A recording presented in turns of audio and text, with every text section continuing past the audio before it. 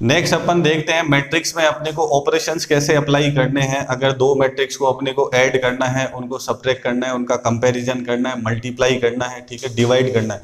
तो डिवाइड करना अभी अपने सिलेबस में अगर एक्सरसाइज 3 के हिसाब से देखें तो वो नहीं है। और नहीं क्या है, मतलब एक मैट्रिक्स को दूसरे मैट्रिक्स से डिवाइड कर ही नहीं सकते, उसके लिए अपने पास ऑप्शन है इनवर्स का, ठीक है। तो उसके बारे में अपन बात करेंगे एक्सरसाइज जो 5th पढ़ेंगे उसमें, ठीक है। अभी मैट्रिक्स में अपन कंटिन्यू करते हैं, इसको हिंदी में बोलेंगे अपन अव्यू है। तो इसमें सबसे पहले अपने को ध्यान रखना है कि अगर अपने को क्या करना है, दो मैट्रिक्स को ऐड करना है, ठीक है, ध्यान से सुनना।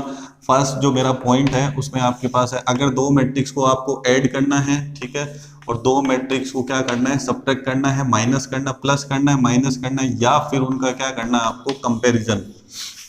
तीन बातें मैंने बोली कि दो मैट्रिक्स को अगर आपको ऐड करना है, उनको सब्ट्रैक्ट करना है, माइनस करना है, और उनका क्या करना है, कंपैरिजन करना है, तुलना करनी है। तो तीनों कंडीशन में आपके पास जो मैट्रिक्स का ऑर्डर है, मतलब उसकी जो कोटि है वो क्या होनी चाहिए, सेम होनी चाहिए।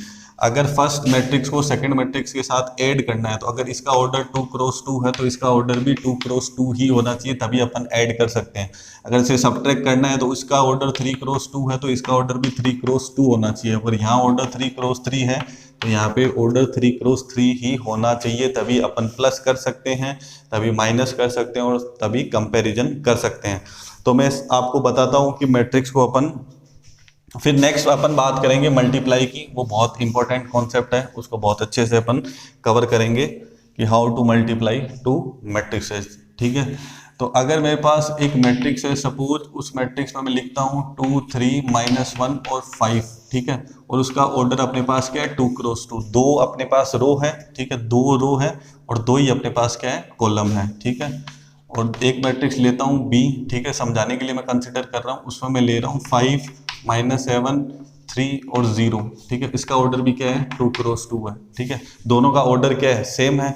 दो रो है, ठीक है, R1 R2, और दो ही क्या है, कॉलम है। दो पंक्तियां हैं और दो ही क्या है, स्तंभ है। अगर इन दोनों मैट्रिक्स को अपने को क्या करना है, ऐड करना है, तो कर सकते हैं। कैसे कर सकते हैं वो मैं भी आपको बता रहा हूँ, लेकिन कंडीशन तो फॉलो होनी चाहिए। सबसे पहले कंडीशन क्या थी कि ऑर्डर क्या होना चाहिए, सेम होना चाहिए, ठीक है। तो 2 3 -1 5 प्लस 5 -7 3 0। बहुत इजी है यार, एकदम से बहुत आसान यूनिट है, आपको अच्छे से समझ में आएगी, ठीक है।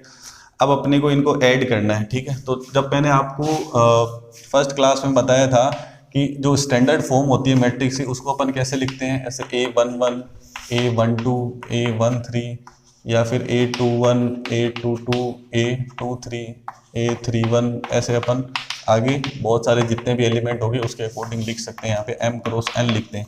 तो यार यहाँ पे अपन A11 लिखते हैं तो स्टैंडर्ड फॉर्म में मैंने क्या लिखा था, A इक्वल टू मैट्रिक्स के अंदर Aij और यहाँ पे m क्रॉस n ऐसे लिखा था।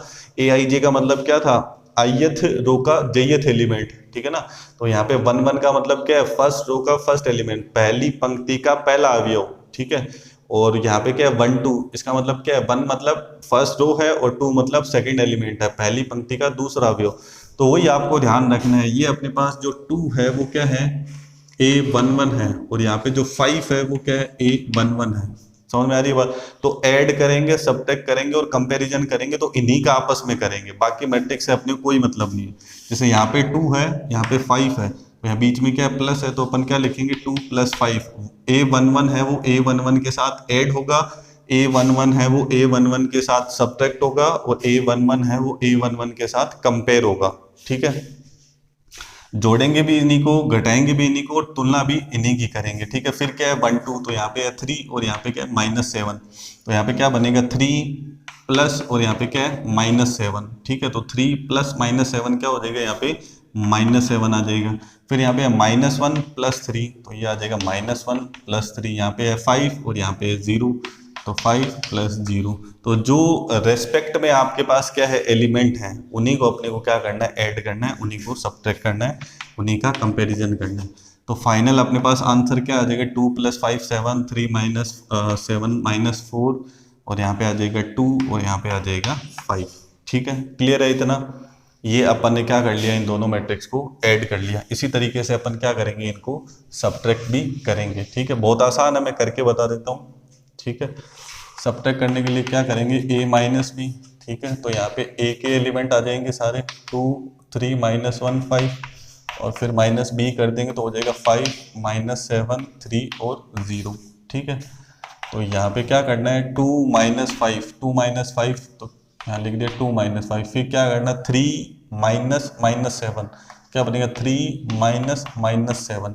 इसमें बहुत सारे स्टूडेंट की मिस्टेक होती है, 3 -7 और 3 -7 कर देते हैं, और ये 7 ऑलरेडी माइनस का है। तो एक्चुअल में देखा जाए तो 3 -7 क्या होगा, 3 + 7 होगा। तो इसका ध्यान रखना, -1 और -3, -1 और -3, फिर क्या आएगा 5 -0, 5 -0, और फिर अगर इसको सॉल्व कर लेंगे तो 2 - 5 आ जाएगा -3, और 3 -7 +7 हो जाएगा, तो ये क्या हो जाएगा 3 + 7 क्या हो जाएगा 10, और -1 -3 हो जाएगा -4, और 5 -0 क्या आ जाएगा 5, ठीक है।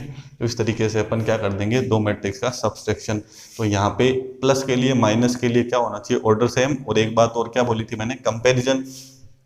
तो कंपैरिजन भी करने के लिए अपने पास ऑर्डर क्या होना चाहिए, सेम। तो उसके लिए मैं एक एग्जांपल से आपको बता देता हूँ, ठीक है। कंपैरिजन कर रहे हैं सपोज अपन मैट्रिक्स का, उसमें आपके पास है एक मैट्रिक्स, ठीक है। यहाँ पे लिखा है x y -3 और 2, और एक मैट्रिक्स आपके पास है b, ठीक है। सपोज इनको a b नहीं देके इन दोनों को इक्वल में ही लिख देता हूँ, ठीक है। तो यहाँ पे लिख देता हूँ 2 - 3, यहाँ पे लिख देता हूँ 2, और यहाँ पे लिख देता हूँ 7, ठीक है। तो इन दोनों मैट्रिक्स को कंपेयर करेंगे। तो पहले इसका ऑर्डर देखो, इसका ऑर्डर क्या है 2 × 2 है, और इसका ऑर्डर भी क्या है 2 × 2 है। तो अगर दोनों का ऑर्डर सेम है तभी अपन कंपेयर कर सकते हैं, तुलना कर सकते हैं। तो इस टाइप के क्वेश्चन आपको सॉल्व करने पड़ेंगे कि ये मैट्रिक्स इस मैट्रिक्स के इक्वल है, then find the value of x and y। तो आपको क्या करना है, x और y की वैल्यू फाइंड आउट करनी है। x की वैल्यू कितनी मिलेगी अपने को 2, क्योंकि 1 1 की जगह इसमें क्या है x है, और इसमें 1 1 की जगह क्या है 2 है, और बीच में साइन किसका है, इक्वल का है। तो x की वैल्यू क्या आएगी 2, -3 = -3, 2 = 2, और y = क्या आएगा 7। तो इस तरीके से कंपेयर करके अपने को क्या करनी है, वैल्यू फाइंड आउट करनी है, ठीक है। नेक्स्ट अपन देखते हैं इसमें अपने पास मैट्रिक्स का कंस्ट्रक्शन अपने को कैसे करना है। नेक्स्ट इसमें क्या होगा, प्लस माइनस कंपैरिजन। इसके बाद में नेक्स्ट क्या आएगा अपने पास, मैट्रिक्स अपने को क्या करनी है, कंस्ट्रक्ट करनी है। तो क्वेश्चन में आपको गिवन होगा कि capital A = small aij matrix के अंदर, और यहाँ पे बोल दिया 2 × 2, कोई भी ऑर्डर हो सकता है। मैं एग्जांपल के लिए 2 × 2 ले रहा हूँ। आपको एक मैट्रिक कंस्ट्रक्ट करनी है, मैट्रिक खुद से बनानी है, ठीक है, उसकी रचना करनी है, और आपको एलिमेंट क्वेश्चन में गिवन होगा। एलिमेंट के लिए aij = कुछ भी दे रखा होगा, सपोज यहाँ पे मैं ले लेता हूँ i + j। तो आपको बोल दिया कि एक मैट्रिक्स A है, उसका आपको कंस्ट्रक्शन करना है जिसका ऑर्डर 2 × 2 है, और उसका एलिमेंट आपको गिवन है aij = i + j। तो इसको अपन कैसे सॉल्व करेंगे, तो सबसे पहले आपको ये पता होना चाहिए कि जो अपने को मैट्रिक्स का स्टैंडर्ड फॉर्म दिया है A = स्मॉल aij 2 × 2, तो वो मैट्रिक्स का फॉर्मेट कैसे बनेगा। 2 × 2 है, इट मीन्स क्या होगा, वहाँ पे 2 ही क्या होंगे, रो होंगे, और 2 ही क्या होंगे, कॉलम होंगे, ठीक है। तो अपन कैसे उसको लिखेंगे, तो 2 रो बनाने के लिए और 2 कॉलम बनाने के लिए, तो एक रो में क्या आएगा A11 और A12, ठीक है ना। 2 × 2 है तो ऐसे ही बनेगी मैट्रिक्स, एक रो है, ठीक है, और फिर यहाँ पे क्या आ जाएगी दूसरी रो, और यहाँ पे 2 है, मतलब कॉलम क्या बनाने हैं, 2 ही बनाने हैं। तो मैं A11 और A12 यहीं तक रुक जाऊंगा। अगर यहाँ पे कॉलम कितने होते 3, तो मेरे को यहाँ पे क्या लिखना पड़ता, A13 लिखना पड़ता, ठीक है। यहाँ पे अपने पास कॉलम 2 ही है तो मैं रुक जाऊंगा। तो ये तो रो 1 की बात होगी, और यहाँ पे क्या आ जाएगी रो 2, है ना, दूसरी पंक्ति आ जाएगी। तो A21 और A22, A21 का मतलब क्या हो गया, सेकंड रो का फर्स्ट एलिमेंट, A22 का मतलब सेकंड रो का सेकंड एलिमेंट, ठीक है। तो ये मैट्रिक्स इस तरीके से बनने वाली है। अब यहाँ पे रही बात 1 1 की, 1 2 की, 2 1 की और 2 2 की, तो ये 2 × 2 का ऑर्डर हो गया। अब यहाँ पे एलिमेंट की जगह अपन क्या फिल करेंगे, क्या आएगा, तो उसके लिए आपको क्वेश्चन में पहले से ही गिवन होगा aij = i + j। अब सपोज मैं इंटरेस्टेड हूँ कि A11 क्या आएगा, ठीक है। तो A11 क्या आएगा, aij जो एलिमेंट है वो किसके इक्वल है, i + j के। कुछ भी हो सकता है क्वेश्चन में, 2i + j हो सकता है, ठीक है ना, i - 2j/3 हो सकता है, कुछ भी गिवन हो सकता है एलिमेंट की जगह। उसके हिसाब से अपने को क्या करनी है, मैट्रिक्स की रचना करनी है, मैट्रिक्स का कंस्ट्रक्शन करना है, ठीक है। aij = i + j दे रखा है, ठीक है। यहाँ पे है i और यहाँ पे j है। आप अगर जो 1 1 लिखा है उससे आप कंपेयर करोगे, तो यहाँ पे 1 1 लिखा है, यहाँ पे i j लिखा है, मीन्स i की वैल्यू कितनी है 1 है, और जे की भी वैल्यू कितनी है 1 है, तो ए आई जे किसके इक्वल है आई प्लस जे के, तो ए 1 1 किसके इक्वल होगा 1 + 1 के, इट मीन्स ये कितना आएगा 2। फिर अपन बात करते हैं 1 2 की, ठीक है 1 2 की, तो यहाँ पे आई कितना है 1 है और जे कितना है 2 है, यहाँ पे क्या आएगा 1 + 2, तो ये कितना बन जाएगा आपके पास 3। इसी तरीके से नेक्स्ट अपन करते हैं 2 1, ठीक है, तो यहाँ पे आई कितना है 2 और जे कितना है 1 और ए आई जे कितना है आई प्लस जे, तो ये क्या हो जाएगा 2 + 1, ये कितना आ जाएगा 3। फिर अपने पास है 8 2 2, तो आई भी 2 है जे भी 2 है, तो दोनों को क्या करना है ऐड करना है, तो 2 + 2 कितना हो जाएगा आपके पास 4, ठीक है। तो इस तरीके से अपने को चारों एलिमेंट पता चल गए, ठीक है ना। बहुत सारे स्टूडेंट इतना करके छोड़ देते हैं, अपने को एलिमेंट नहीं, अपने को मैट्रिक्स का कंस्ट्रक्शन करना था, तो अपने को क्या करना है ये जो भी एलिमेंट आए हैं उनको मैट्रिक्स में लिखना है। तो मैट्रिक्स क्या बन जाएगी 2 3 3 4, ठीक है। ये 2 × 2 की अपने पास क्या होगी मैट्रिक्स होगी, जिसका कंस्ट्रक्शन अपन ने कर लिया, जिसका एलिमेंट ये वाली जो चीज़ है वो क्वेश्चन में पहले से ही गिवन होगी। समझ में आ रही है बात। अगर इसी में मैं क्वेश्चन में चेंज करूँ कि ए आई J equal to I minus जे है, ए आई जे इक्वल टू क्या है आई माइनस जे है, ऑर्डर सेम है, तो अपन क्या करेंगे जहाँ पे प्लस करा है वहाँ पे सब जगह क्या कर देंगे अपन माइनस कर देंगे। तो यहाँ पे जैसे 1 - 1 क्या मिल जाएगा 0, और यहाँ पे 1 - 2 क्या मिल जाएगा -1, 2 - 1 क्या आ जाएगा 1 और 2 - 2 क्या आ जाएगा 0। तो ए मैट्रिक्स किस टाइप से बन जाएगी 0 -1 1 और 0, तो वो कंस्ट्रक्शन इस हिसाब से हो जाएगा उसका। सब कुछ डिपेंड करेगा कि आपको एलिमेंट क्या गिवन है। और मोस्ट इंपॉर्टेंट एक्सरसाइज 3.1 स्टार्ट करने से पहले मैं आपको बताता हूँ कि आपको सबसे पहले क्या करना है। अगर क्वेश्चन आपके पास इस टाइप से भी बन सकता है कि अगर आपके पास किसी मैट्रिक्स में एलिमेंट 6 है, ध्यान से सुनना, एलिमेंट्स कितने हैं, अवयव कितने हैं, टोटल एलिमेंट्स कितने हैं आपके पास एक मैट्रिक्स में 6 है, तो इन 6 एलिमेंट्स को आप कितने ऑर्डर की कितने टाइप के ऑर्डर की मैट्रिक्स में अरेंज कर सकते हो, मतलब डिफरेंट ऑर्डर में अपने को जो 6 एलिमेंट है 6 अवयव है उनको क्या करना है अरेंज करना है। तो उसके पॉसिबल ऑर्डर्स क्या क्या हो सकते हैं, उसके संभव क्रम क्या क्या हो सकते हैं। एलिमेंट कितने हैं अपने पास 6 है, ठीक है। तो अब सपोज करते हैं कि वो एलिमेंट 6 कुछ ऐसे है ABCDEF, ठीक है, ये 6 एलिमेंट हो गए 1 2 3 4 5 6। तो आप बोलोगे यार कि मैं उसमें से एक रो मैट्रिक्स बना सकता हूँ, ठीक है, सॉरी ये कोमा वोमा नहीं आती है मैट्रिक्स में, ABC और DE और F, ठीक है ना, ये कोमा नहीं लगानी है बीच में, मैट्रिक्स में कभी भी कोमा वगैरह कुछ नहीं आता है, ठीक है। तो इस मैट्रिक्स का ऑर्डर क्या हो गया, इसमें एक रो है और 6 एलिमेंट है, ठीक है ना, एक रो है 6 एलिमेंट है, तो 6 एलिमेंट्स को आपने इस ऑर्डर में अरेंज कर दिया। तो आपके दिमाग में ये भी आ सकता है कि यार मैं तो ऐसे अरेंज करूँ ABCD E और F, तो ये 6 एलिमेंट है, इसका डिफरेंट ऑर्डर हो गया। अभी यहाँ पे रो कितनी है 6 है, कॉलम कितना है एक है, ये रो मैट्रिक्स है ये कॉलम मैट्रिक्स है।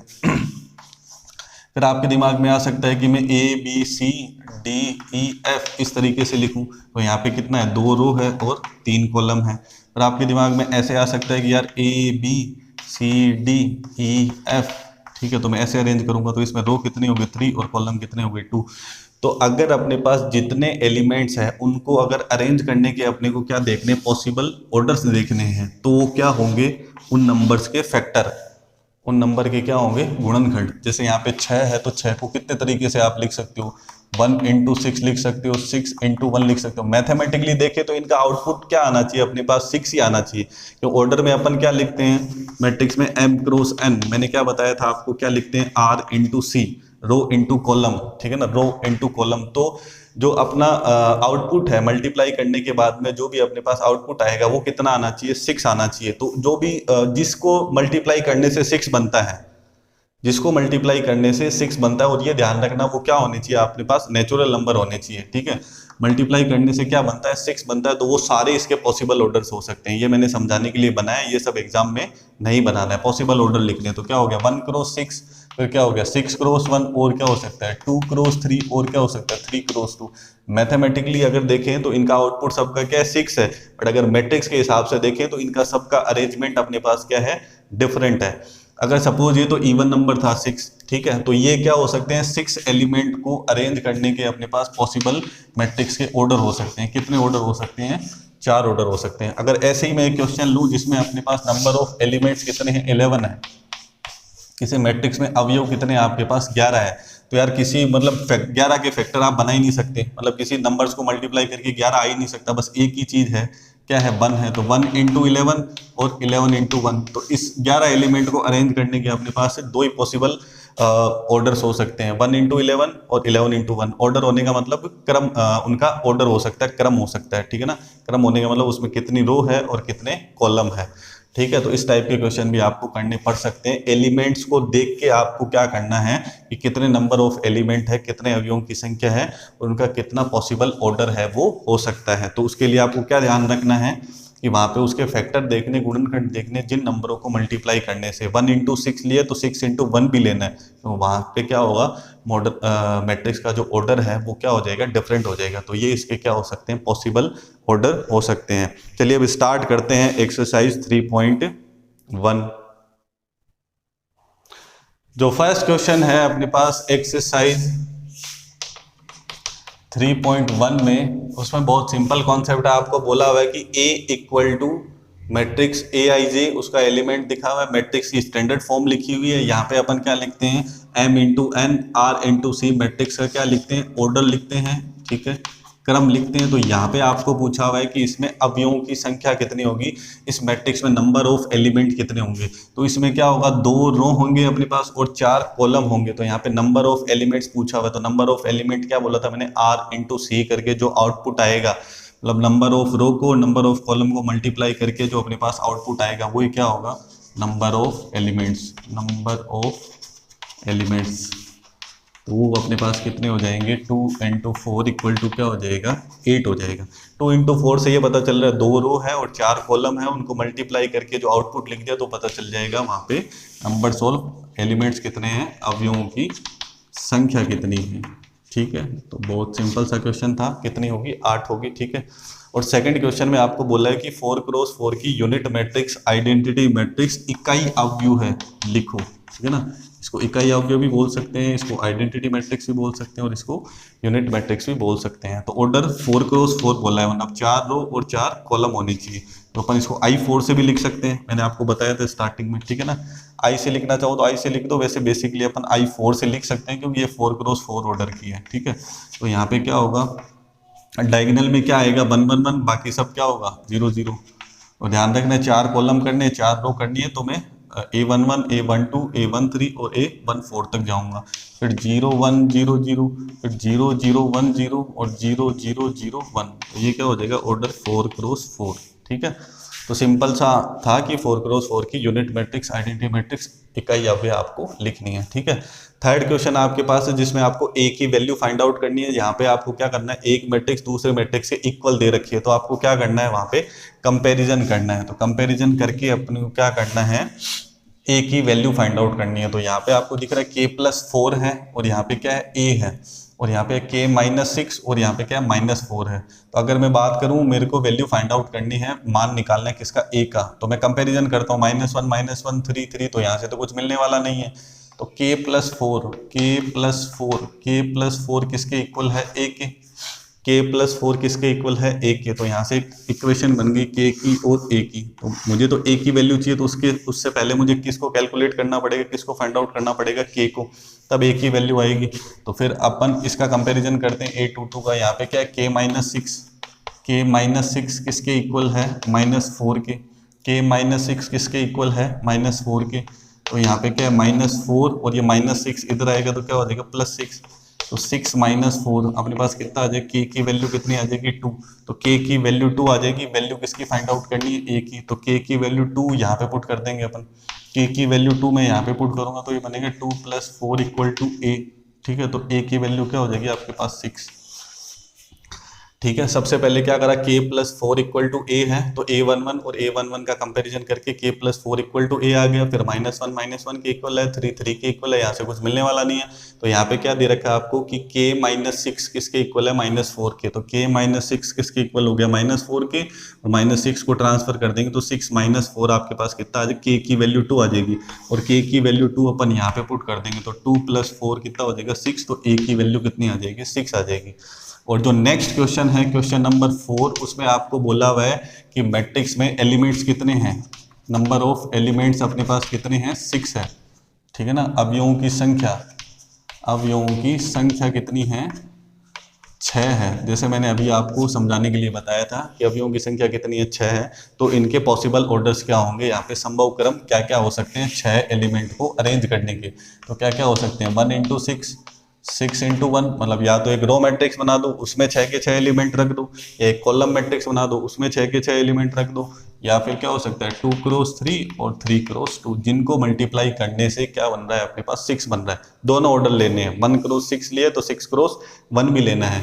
मैथमेटिकली नहीं देखना है, मैट्रिक्स के हिसाब से देखना है, इसका जो स्ट्रक्चर है मैट्रिक्स का वो क्या हो जाएगा, चेंज हो जाएगा। ठीक है, आई होप कि आप लोग को समझ में आ रहा होगा। ठीक है, आगे के जो क्वेश्चन है वो कंस्ट्रक्शन से रिलेटेड है, बहुत सिंपल, आप खुद ट्राई कर सकते हो, और अगर कोई डाउट आए तो आप मेरे से कॉन्टेक्ट कर सकते हो। ठीक है, और होमवर्क करना स्टार्ट कर दो। बहुत सारे स्टूडेंट ने जो सेकंड एक्सरसाइज है उसका होमवर्क कंप्लीट नहीं किया है, तो होमवर्क करना स्टार्ट करो, और मेरे जो व्हाट्सअप नंबर है उन पे आप होमवर्क सेंड कर सकते हो। ठीक है, नेक्स्ट अपन क्लास में देखेंगे बाकी जो 3.1 के जो रिमेनिंग क्वेश्चन हैं, जो बाकी क्वेश्चन बच गए वो आगे क्लास में देखेंगे। Thank you so much.